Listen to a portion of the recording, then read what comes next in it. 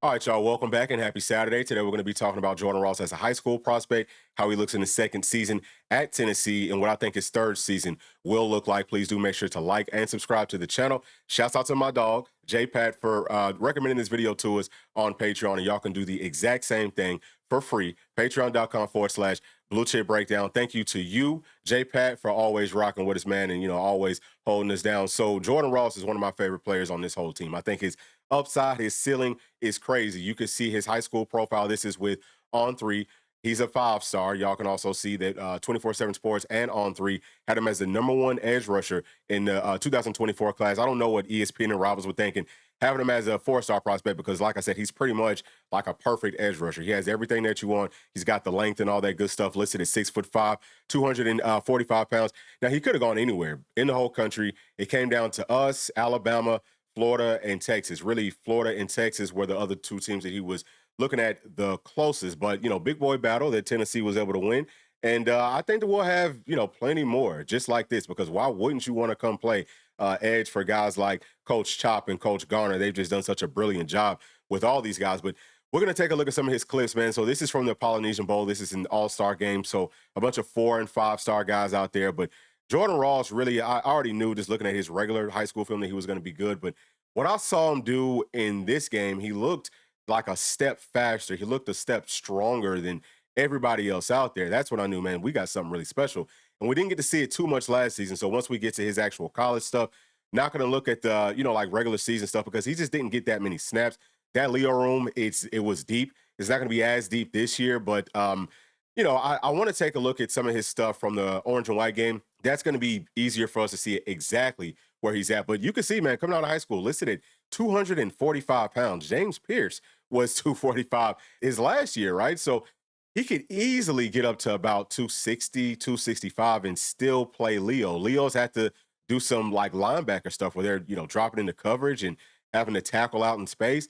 He can do that at 265, 270 pounds. He should be a for sure top 5 draft pick once he's done. But, seeing his first step, that's one of the first things that actually, jumps off whenever I'm watching this film. His first step is crazy. It's just like James Pearce. It might be a little bit better than James Pearce's is because he's already bigger. You know what I mean? And also just super strong. So, Dylan, that's the quarterback that he just slung there. Dylan, on that clip, he was 6'3", about 230 pounds, every single bit of it. So he's just a super strong player. I also think that his run stopping is going to be just tremendously good. Okay. So this is him in the orange and white game. And in the orange and white game, man, defense really lets off, but there's a few times when he could have had sacks. I mean, here you can see him. He's got 2 people blocking him, but he still is able to get pressure. So does a good job just of maintaining that outside leverage, not letting the quarterback get outside of the pocket. But here, that's a sack. You know what I'm saying? Like that should have and could have been a daggum sack. But he's just really, really tough to block because he has that speed. He also has strength. So he can set you up with his speed, but then he can set you up with his strength. And he's a good enough athlete that he can set you up to the outside, come back to the inside, spin moves, swim moves, dip his shoulder and rip, just everything that you would want from an edge rusher. He's got everything. So there, that one, sack, just super elite talent. This is him playing out in space some. You can see how much burst he has, how high he can jump. And he also played basketball in high school. For those of y'all that didn't get to see any of those clips, you should go back and check it out, man. Like I think that he's a guy that if he really just focused on basketball solely, he probably could have been playing at Tennessee on our basketball team. You know what I mean? And it's rare these days that basketball programs add players from the high school ranks. It's because there's so many players that are trying to transfer up. But I think that he's that sort of an athlete where whatever he wanted to do, he could do it. So he's one of those types of guys just to freak. Okay, he's going to blow the NFL combine out of the water. As far as what I think he's going to do this season, I'm thinking that he could very easily fight for the second most snaps at Leo. It's him or it's Caleb Herring. Joshua Josephs will be starting there. I don't know how the staff wants to do it. It feels like typically they're going to play those veteran guys just because we have so many layers to it, especially with our Leos. I'm curious if Jordan Ross looks as good as I think he's going to look. Will they say, man, we have to find ways to get him out there more?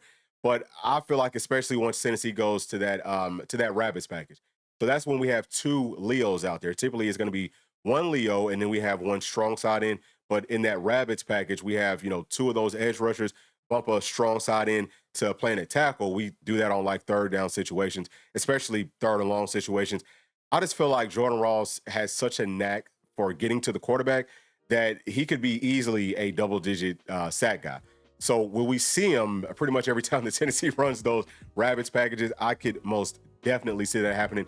And I would say that shoot, he's probably going to get at least 6 sacks, y'all. Like last year, mostly special team stuff. And yeah, he had that one really bad play. I think it was versus Arkansas where he runs into the punter. And I think that was a pretty big part of why Tennessee lost. Now, it's never just one play. There's a lot of other things that Tennessee could have done better. But understanding that, man, this is the number one edge rusher coming out of high school. He wants to try to make plays.